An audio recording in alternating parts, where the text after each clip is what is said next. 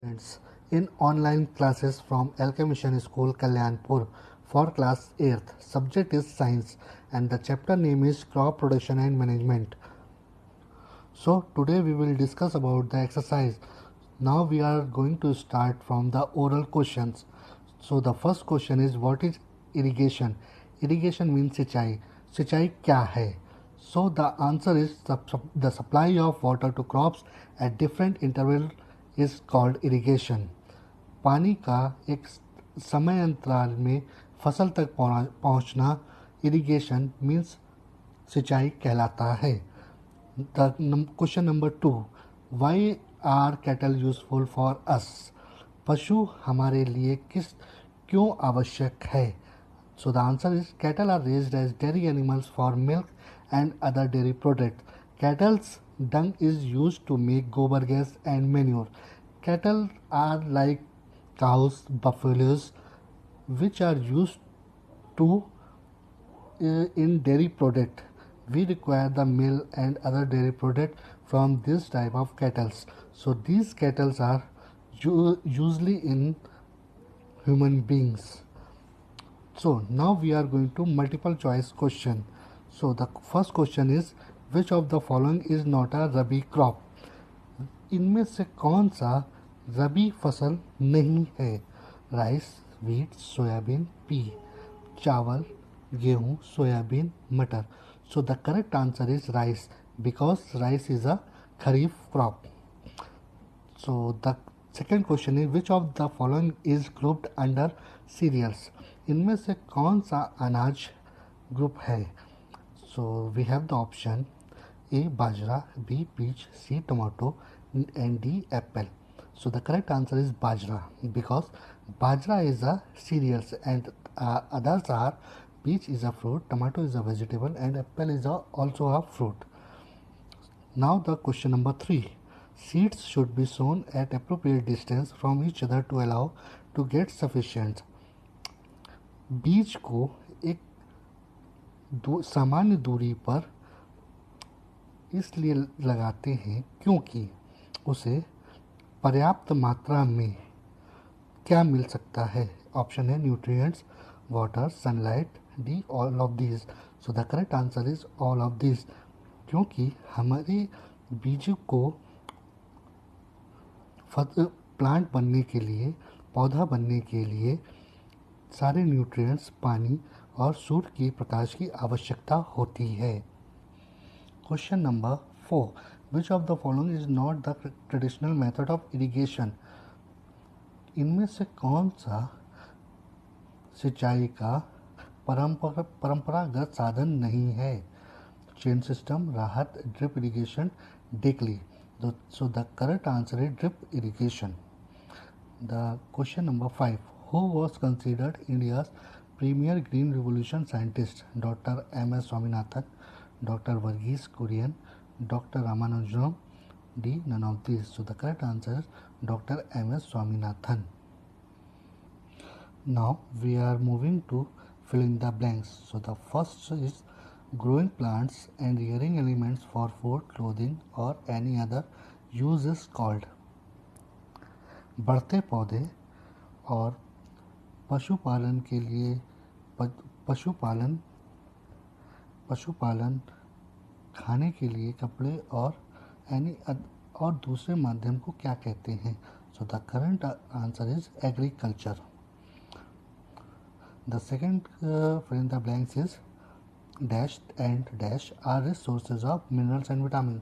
So the correct answer is vegetables and fruits are rich sources of minerals and vitamins. Dash are nutritious seeds of crops that are mainly rich in starch and fiber. So current answer is peas.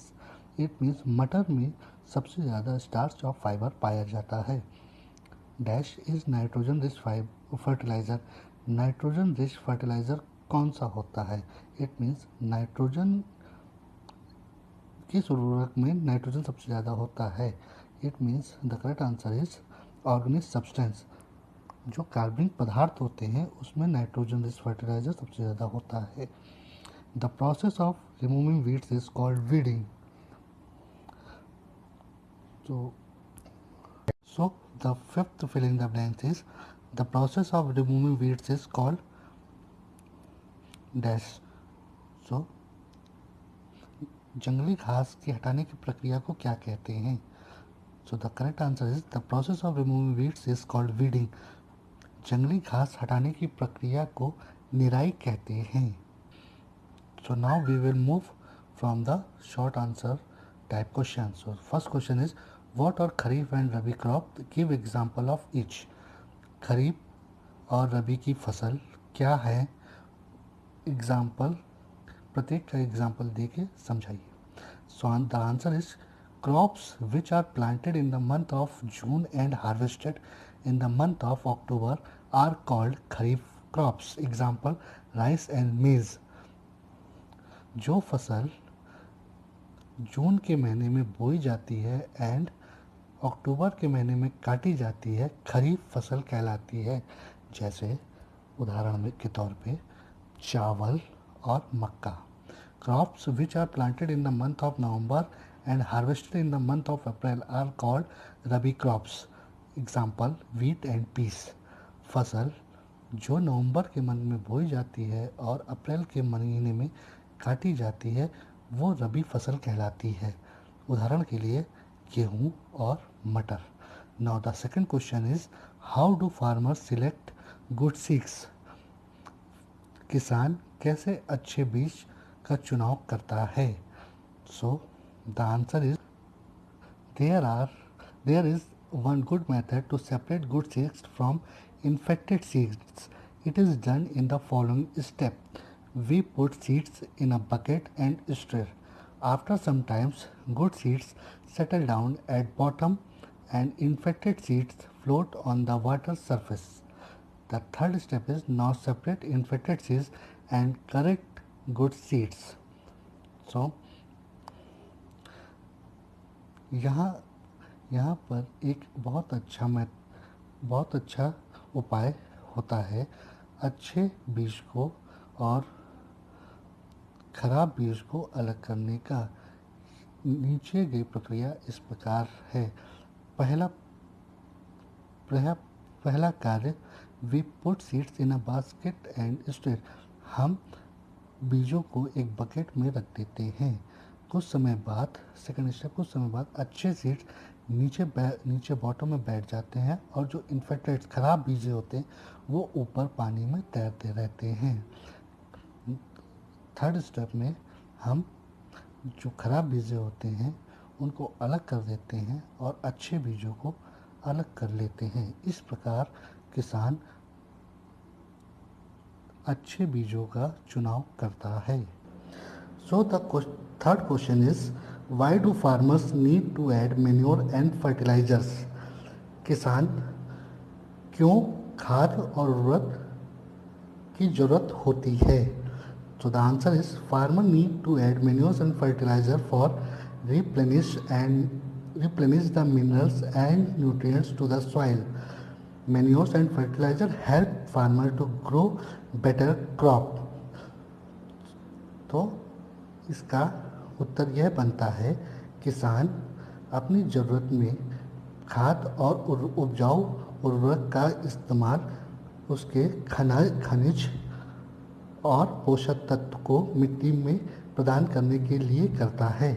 खाद और उर्वरक किसान को अच्छे फसल उत्पादक में सहायता करती है. जो we are moving to question number 4. What is weeding?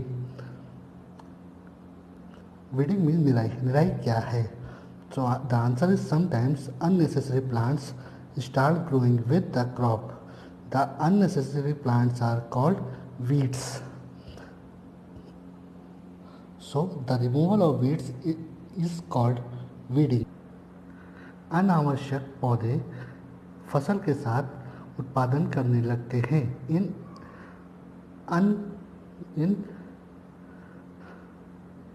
इन बिना जरूरत के पौधों को हम वीड्स इट मीन्स जंगली घास कहते हैं.